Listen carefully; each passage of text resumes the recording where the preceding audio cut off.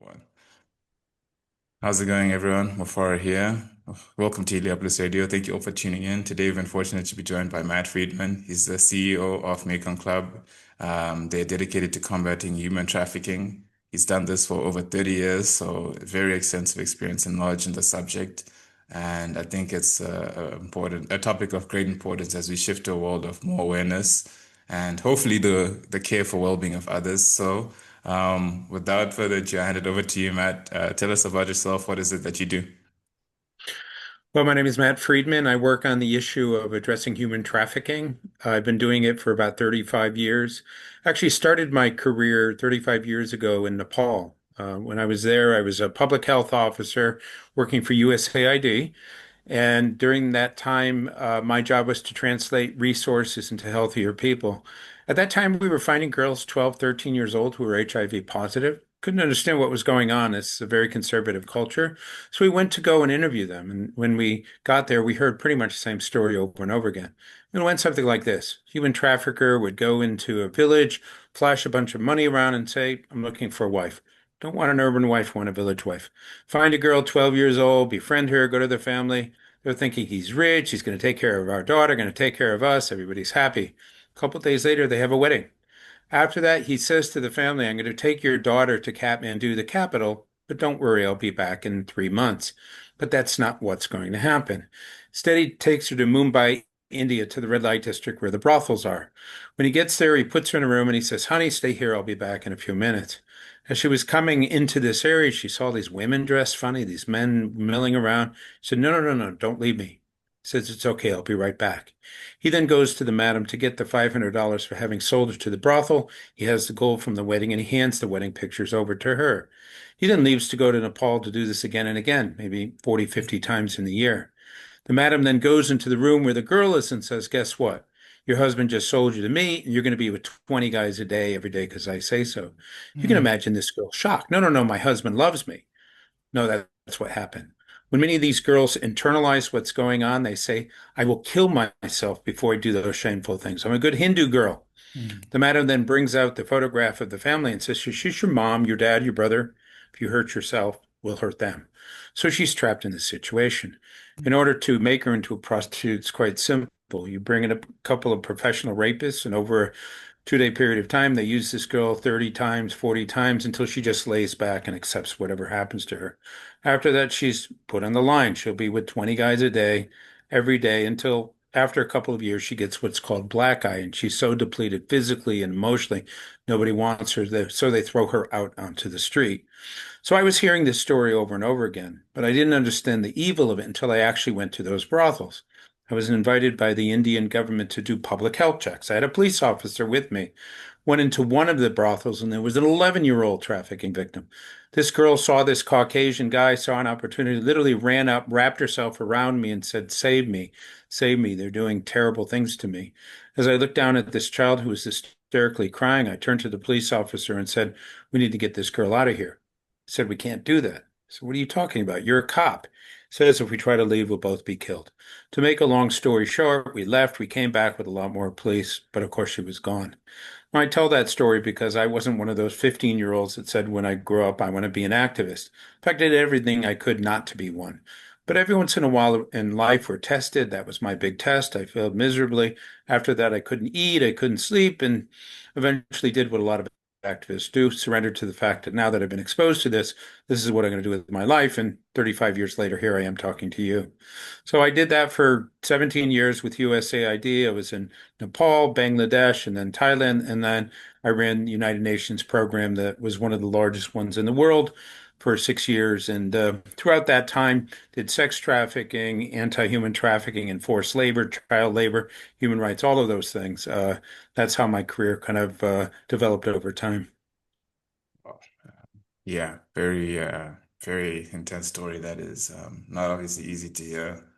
And you actually didn't actually have been answering my second question is when you realized trafficking was such a problem and it's tough to have witnessed those things, but I guess it's put you on a path that's hopefully helped impact a lot more people. And I guess the question of I would have to ask is just how prevalent is it in Southeast Asia to the point, because I know from the outside looking in, we never know.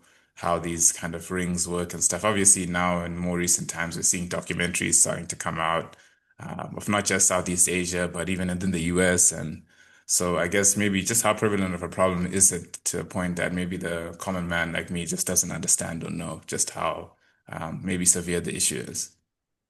Well, what we're talking about, human trafficking, is also called modern slavery. So I'll use those terms interchangeably. Mm, According to the United Nations, there's 50 million people in modern slavery around the world. In fact, there are more slaves today than any other time in history. That translates to about 25,000 200 entering per day, or a new slave every 4 seconds. In Asia, where I live, about 55% of the people who are in modern slavery are here, basically for two reasons. There's a lot of Asian people, mm, 1.4 billion people in China, 1.4 billion people in India. Then you have Pakistan and Indonesia and Japan. All those countries have big populations. The second thing, the feudal systems that are in place to address these issues have never been completely dismantled. Go to a modern city like Beijing, go 20 kilometers outside, and you find exploitation that's been there for generations and generations. Now, the interesting thing about this, with all the NGOs and the governments and the United Nations combined, last year the world helped 113,000 of them, which is 0.2%, not even a half percent. So we're not even really having much of an impact at all. And it's been that way for the last 20 years. Part of the reason for this, the profits generated from modern slavery are $236 billion. mm. Compared to the amount of money that's available to fight this, which used to be about 400 million. Now with the cuts in the US government around the world, it's about 220 million. And so you can see, for the most part, the world isn't having much impact at addressing human trafficking. And although emotionally it's hard to address the issues that we see in the cases, sometimes it's even harder to recognize that after 35 years, focusing on this issue, we haven't made much progress at all. And that's why we try to do these talks. Um, yeah, no. Obviously, yeah, it's not an easy topic at all, especially the vast scope of it. And I guess I don't know, in terms of the corporate nature behind it, because I have seen a lot of documentaries about how it works in India specifically, how big brands that we know of are engaged in these activities. And as you mentioned, when there's a corporate element and you and your organization engage corporates, how do you have that conversation as to how people can put aside their profit motives and maybe shift to the consideration of others? Because at the end of the day, people always choose the bottom line. That's unfortunately the society we live in. And as a consumer myself, our addiction to cheap consumer goods at the best price, unfortunately, usually comes at the expense of someone else that we won't know of on the other side of the world that's also trying to make a living. Because, as you mentioned, the livelihoods of the people that are affected, coming from a place of poverty, it's always about the next dollar. So it's a weird place. I've noticed most people find themselves as if you address a problem, yes, you may shift someone away from being trafficked, but then where does that person's income come from? And then you also have corporate entities on the other hand, which basically the consumers depend on for, it's a weird, I don't know, it's a weird way of, I don't know if I'm wording it correctly, but it's a very strange and Mhm. difficult dilemma, especially because of the society we live in and how it functions through the exchange of Yeah, goods and well, everything. yeah, well stated the way you just said that. So how do corporations get involved in this? The organization that I work with is called the Mekong Club. We work with the private sector companies in a positive, supportive, non-naming and shaming way. And we work with banks, manufacturers, retailers in the hospitality sector. So let me explain why these companies would be interested in this. If a big bank has any money that comes from human trafficking into their bank and somebody finds out, it's called money laundering. So Mm, if you have $236 billion globally, that money gets into all kinds of banks. And so the banks are looking for ways of ensuring that the money doesn't get in there. There was a bank in Australia that was fined 1.3 billion Australian dollars because they allowed for online sexual exploitation of children to wow. take place, basically human trafficking. And we see other cases like that as well. So if you're a bank that has a stellar reputation and all of a sudden your name is associated with modern slavery, has a devastating impact on your reputation. Manufacturers and retailers, they have supply chains. So let's say that you're a shoe company. The top tier where you actually assemble a shoe Most of those places have been audited for years, but the rivets and the shoelaces and the sole of the shoe and the textiles come from smaller factories, and then the raw materials come from even smaller industries and so forth. So within that supply chain, there may be sweatshops in there. Now, most people think that the private sector would knowingly use slave labor for shareholder profits. It doesn't work that way. It's a huge reputational risk for a branded company to have any kind of exploitation. So they do a lot of audits and they're trying to find things. And so what we do is we work with them to help them to get to the lowest level of the supply chain to ensure that they're looking at those smaller factories. And if they find things, we help to fix it. Why would the hospitality industry be interested? Well, hotels are built by construction companies, and a lot of construction companies take advantage of people. As an example, in Thailand, let's say a person from Cambodia is in Thailand looking for work, goes to the manager, knocks on the door, manager comes out and says, "What do you need?" "I'm looking for a job." Manager says, "Okay, I'll give you a job, but I can't pay you for the first 3 months." Person accepts the job thinking that he's eventually going to get paid. He works under these hard conditions, and after 3 months, he goes and asks to get paid. The manager says, "Well, I need another 2 months, and another 2 months, and another 2 months." So he's been borrowing money. He has no money coming in. He's getting very frustrated. He goes to the manager, gets very angry. The next day, immigration police come, pick him up, send him across the border. He was never going to get paid. This is just one of those things that happen. So you have that. You have migrants that come from other countries that could be exploited because they're in another country and they don't necessarily speak the language. You get seafood and furniture and computers that could be tainted by modern slavery. Then you have sex trafficking. Now, in a lot of parts of the world, when a client is going to go with a sex worker, they end up going into a motel or a hotel. And so, if that particular person is a victim, the hotels can get in trouble. In North America, if you're identified as having had sex trafficking victims in your hotel, you're being sued, and those lawsuits are being won. Now, that hasn't translated yet into Europe or Africa or Asia, but that's the move that's probably going to happen. So we work with these companies, help them to understand the topic, and then we give them the tools and the means and the trainings to be able to protect them from this particular issue. No, and thank you for sharing that. It's actually quite concise, and a lot of us don't actually know the legal implications behind it, particularly in the banking sector.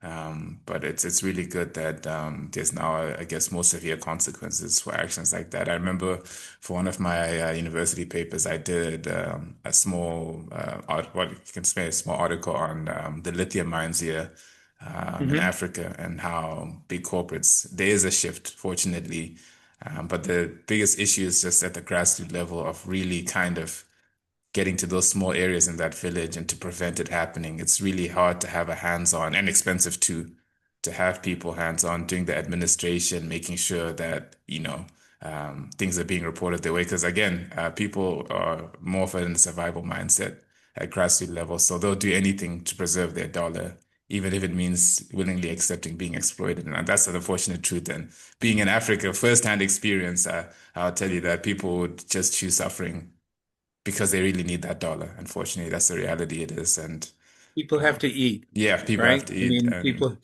The interesting thing about the lithium and the cobalt is that, you know, um, you hear that people say, well, maybe you should boycott products. They're associated with exploitation and so forth. But nobody's suggesting boycotting, laptops and cell mm, phones and those types of things because we're too attached to them. mm, So that particular issue is a big issue in the Congo and in other locations across terrible, Africa, but nobody's terrible. really paying any attention to it.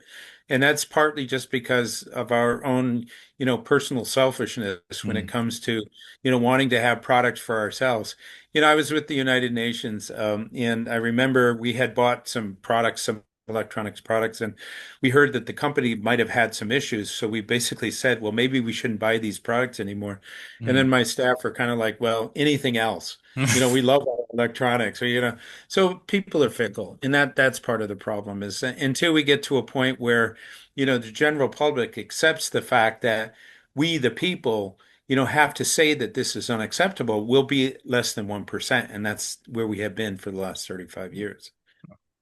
And I guess just maybe touching on that, we talk about a corporate level, but at a governmental level, I think do you feel there should be a certain level of accountability from governments that allow their own citizens to have to undergo this process? I know here in South Africa, it's interesting because, we've had apartheid, obviously, the history around that and everything. And it's funny that yes, there's been a shift, but even though right now the government structures at B, they've come from a place of struggle, especially in third world countries. Lots of governments have had to overcome some type of maybe slavery or maybe it was some international subjugation of some sort. But when they come into power, they're the ones that are actually the sellers. They're the ones that benefit the most. A lot of the times where the mining is happening, yes, you can criticize the corporate entities, but it's really the people that allow it to happen within their own borders for their own profit, for their own motive, at the expense of their own people. Do you feel that maybe along with a corporate a drive and push, maybe from an international level, governments should be held accountable to a certain degree for allowing certain things to happen, for not putting in administrative measures to prevent a lot of these things from happening because they actually benefit from it themselves. They won't say it, but there's an indirect, maybe monetary benefit that we're not aware of that happens. Yeah, I mean, obviously, what we're dealing with here is illegal activity, and governments are supposed to be addressing illegal activities. Part of the problem is a lot of governments don't like this topic.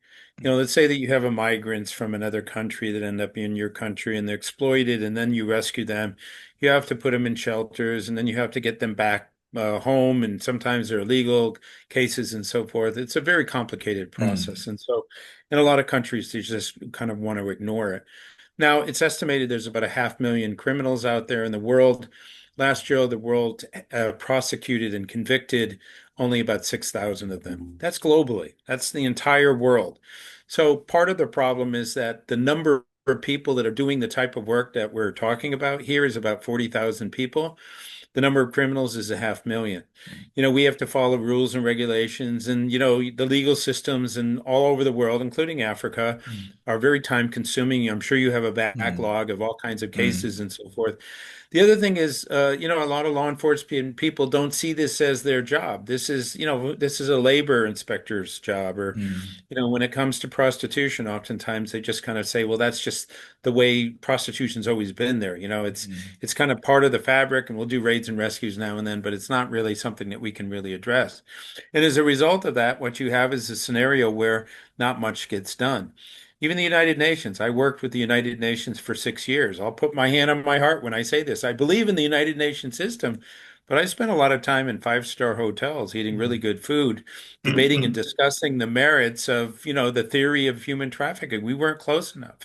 It really is the NGOs that have been doing the lion's share. And in South Africa, you have lots of NGOs that focus on a whole variety of issues, AIDS and Mm, human rights and human trafficking and so forth.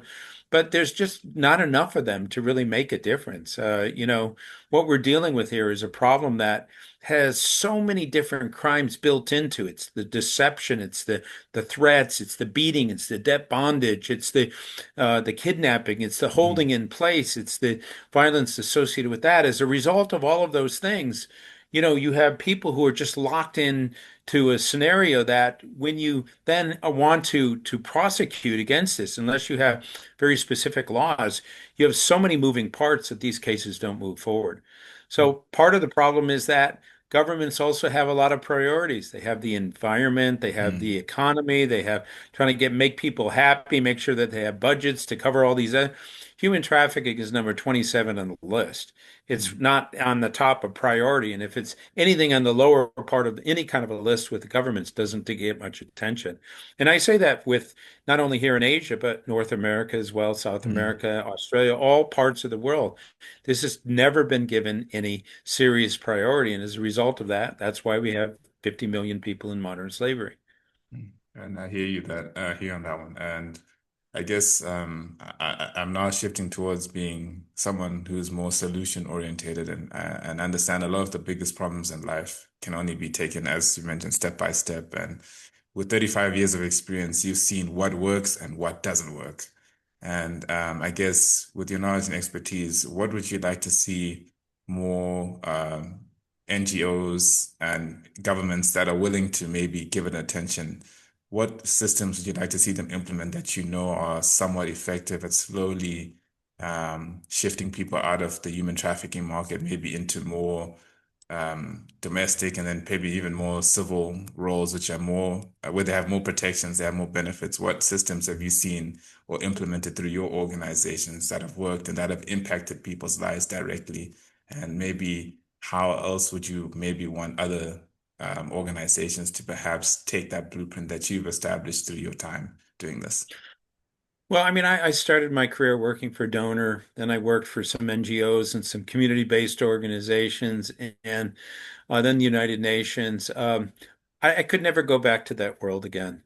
Mm, As an NGO working with the private sector, the one thing about the private sector is that when they recognize they have a potential problem, there is a sense of urgency that results in them wanting to address it immediately. mm, So in the NGO world, the United Nations world, it's like, yeah, we'll get to it next quarter, the next quarter. Well, they have these schedules, and it doesn't really feel like with, a person entering into modern slavery every 4 seconds, there's a sense of emergency. But in the private sector, they do.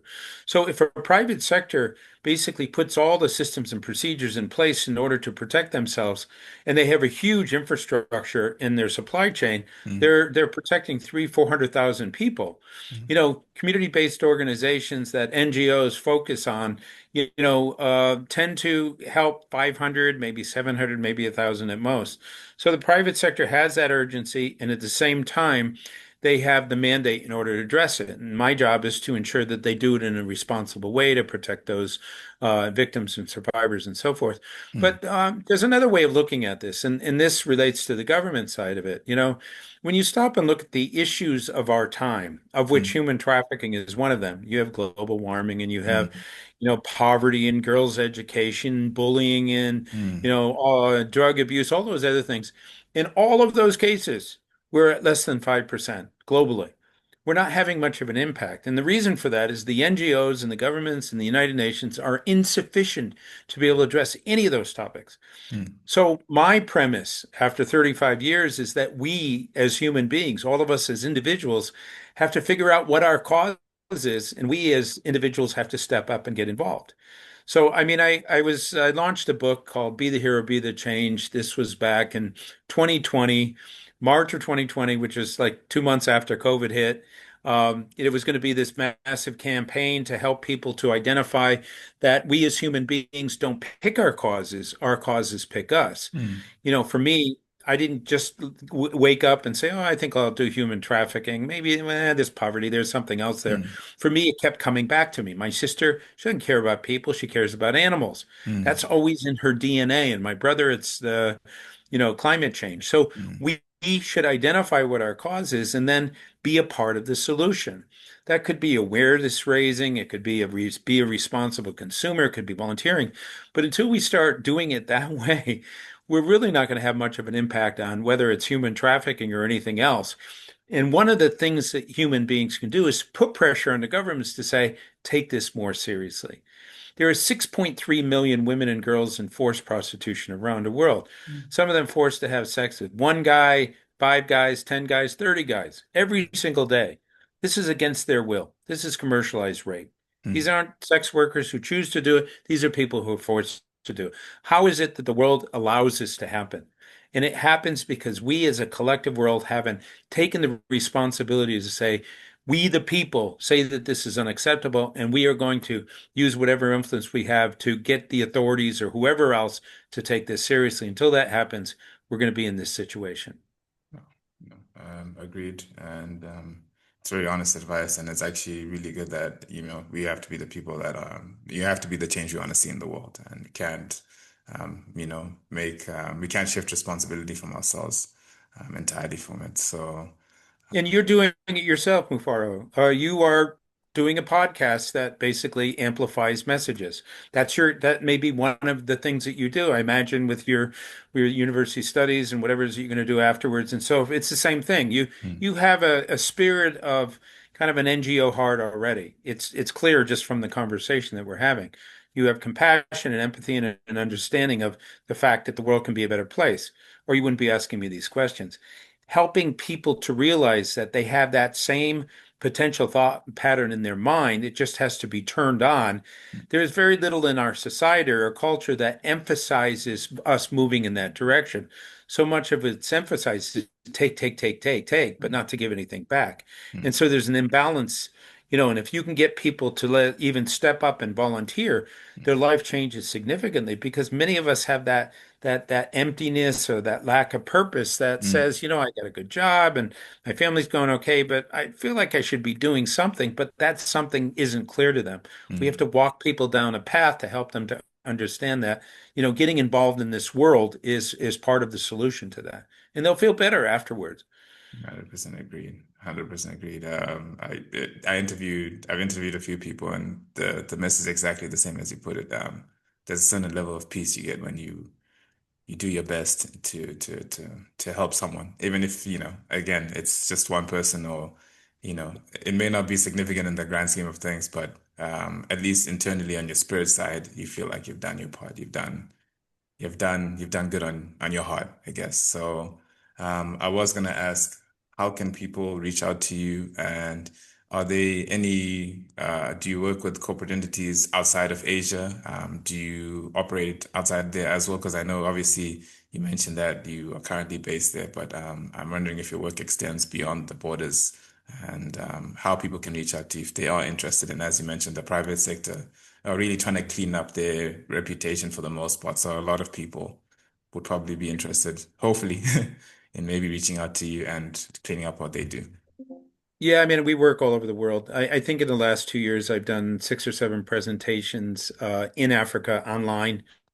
In my early days, I think I visited 7 or 8, 9 countries in Africa. I used Yeah. to thoroughly enjoy my time there. I've been to Zambia, Zimbabwe, Kenya, Senegal, Ghana, Nigeria, Egypt, 2 or 3 others I can't even think of right now. But you know, like everywhere else, African businesses are concerned about doing the right thing with ESG and SDGs out there, corporate social responsibility and environmental governance and social side. Companies are expected to do right by the world. And so they can contact me at the Mekong Club. There's a contact number that's there as well. I'm active on LinkedIn. I think I've done about 600 or 700 posts. During COVID, I committed myself to a post a day for a year. 520 words a day for 365 days was quite a challenge, but I managed to get through it. Because it's really important to help educate and inform people with things that are real. There's just so much, what we describe as fake news or conspiracy theories or Mhm. whatever. What we have to do is to be able to decipher what's real and what's not real. And what Mhm. we try to do is to have data and information that is backed up with, research and the information to ensure that what we're talking about is real. But, I just feel like there's so many people out there that if given the opportunity to help would help. Mhm. But somebody has to kind of like take their hand and walk them through the process. So, I mean, if anyone contacts me and they want a copy of the book, Be There with Their Change, I'll send it to them. They'll send it in an email. They can have it. Because I really do believe in the power of individual people to take a stand and to get involved and do something. In fact, my youngest volunteer was 9 years old. Wow. She contacted me and she said, Mr. Friedman, I saw you in a documentary and human trafficking is terrible and I want to help. So I said back to her, You're 9 years old. She said, So what? I said, You're 9 years old. She said, 9 year olds are the new 16-year-olds. Give me a chance. So I said to her, What is it that you can do? She said, I can find anything on the internet. That's my God-given gift. So I had a couple of second year Yale law students, interns. They couldn't find something. I gave it to her. 2 days later, had everything I needed. Because we Wow. as human beings, all of us have that something special about ourselves. For her, it was finding things on the internet. For others, it's public speaking. It could be writing. It could be, networking. It could be, being, compassionate to another human being, selling t-shirts. It doesn't matter. If you apply that to volunteerism, not only do you benefit, but everybody else benefits as well. No, I truly just firstly, thank you for giving your time not just your time for the podcast, but the time that you've given towards people.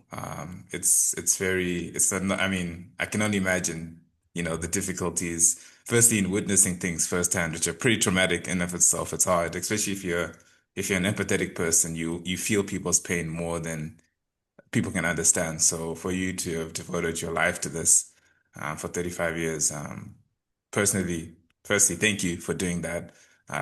Yes, it may be still a big issue, but I know that the world is significantly better off because of what you and your organization are doing actively every day.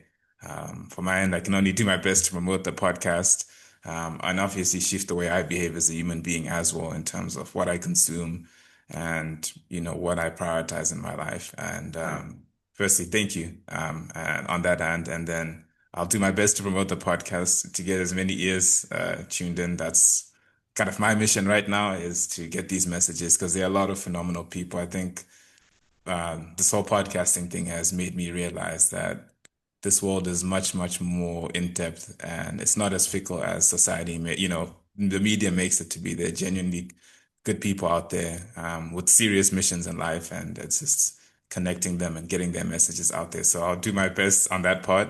And I'm obviously trusting that, that everything will work out the way it's meant to be.